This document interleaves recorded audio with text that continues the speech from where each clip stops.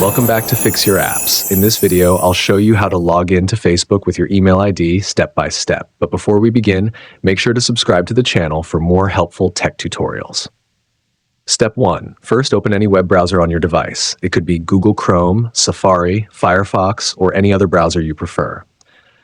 Once it's open, go to the official Facebook website by typing www.facebook.com in the address bar and pressing Enter. Step 2. Now you'll see the Facebook login page. Look for the field that says Email or Phone Number. Click on this field to place your cursor inside it. Step 3. Next, type in your email address. Make sure you enter it correctly without any typos, as Facebook won't recognize an incorrect email. Step 4. After entering your email, move to the password field. Click on it to activate the text box. Step 5. Now enter your Facebook password. Be careful while typing, as passwords are case sensitive. If you've forgotten your password, you can use the Forgotten Password option to reset it.